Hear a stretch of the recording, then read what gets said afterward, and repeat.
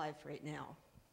Also, I'd like to thank C for bringing us together as a group, sharing ideas, networking, and becoming a better business. We are a small company in central Pennsylvania near Williamsport, where the Little League World Series is played. The company was founded by myself and Ron Clark. He's not my brother. Husbands and wives really can work together, but you have to have some rules. And rule number one is you have to know who the boss is. I don't mess with his engineering. He doesn't mess with my manufacturing. Second rule is, and this probably applies to life in general, is you have to know when the end of the day is. So when 5:30 comes around and we're home, we don't talk work. And your families probably would appreciate the same thing. We have implemented a $25 rule. Talk work after 5:30, $25 in the jar. With that, we have taken many vacations.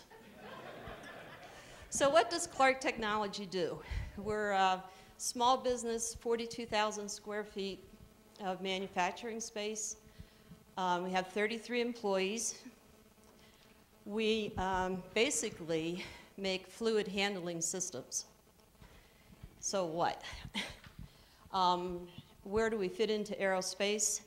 Well, most of you put things into airplanes that fly, and we take jet engines and put them on the ground and generate electricity and power, plants or whatever. Our partners are mostly right now the mostly the petrochemical and energy businesses. One of our $25 nights, we were sitting there saying, where can we get some new customers? And one of our Dresser-Rand customer has introduced us to C, and we thought, is there a spot here in aerospace? So about 2 years ago, we started this journey. And we have looked at our customer base and the trends. And how many of you are seeing things like we want to make more units in less time. We want you to take 10% cost out of those units. And we're expecting our suppliers to help us do that. Our customers are now looking into bidding on things that are global. And when you bid on something that's global, you're working with different labor rates and that whole scenario. So that 10% or 20% is a very important part of our customers' bidding process. We started our journey in 2008. It was 480 hours of workshops, leadership, workforce development, operational excellence. I think to date we're into about 3,000 hours of employee time with our efforts. And with these efforts, you can see the results. 100% maintaining 100% on-time delivery, 0 customer complaints. Our inventory turns increased by 42%, and for us, we're actually a made-to-order shop, so we don't carry a lot of inventory. If we have a project, we order the materials, we make it, we ship it. But what that does tell me is our suppliers' lead times might be extended, so we have to order things 2 weeks earlier than normal, or it gives you the understanding of how your business or how your product is flowing through your shop. The other one is profit per direct labor hour. And this is not a common measurement, but we use this to determine our efficiencies in the shop or in engineering or any other part of the business. If that profit per hour drops, we need to know why. If that profit per hour increases, we need to know why. So after each project or during the project, we do a project review and evaluate why.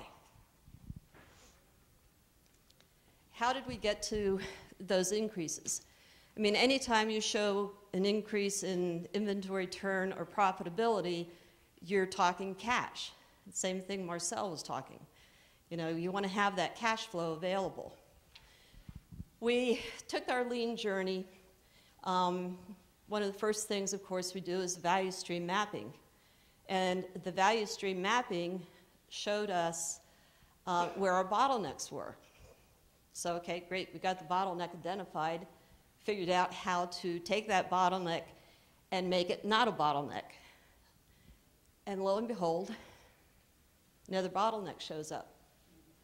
And the value stream map was used to point these things out to us, and we discovered continuous improvement.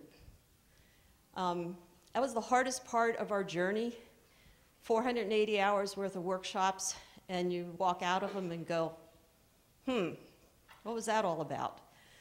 And then you start discovering these things, and you recognize that value stream map and what it did for you. It shows you your continuous improvement.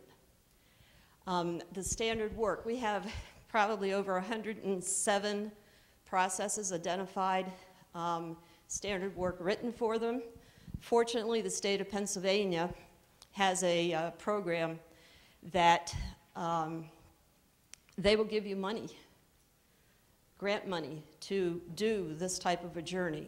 And we have done that for 2 years. In addition to that, you have students from the local university who will come in and help you do your project.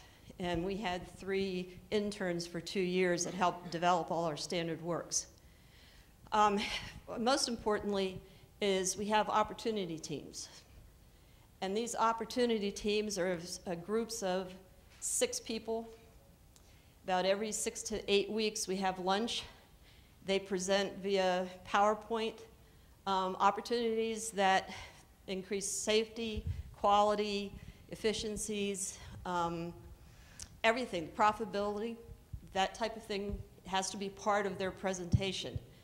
One important one is our Plant 2 identified our blast and paint room as a bottleneck. They went out and priced replacing the blast and paint room. In addition to that, they said, you know, we only blast and paint at the end of a project, so there's 3 weeks that room is not being used. Why not bring in some work? We do painting very well, and so we will help pay for that blast and paint room through bringing in additional work. The other is a redesign of the base plates. All our units sit on a plate. It used to be an angled plate or a tilted plate for drainage. Our engineering group redesigned a base plate and found that we could save about $2,500 a unit.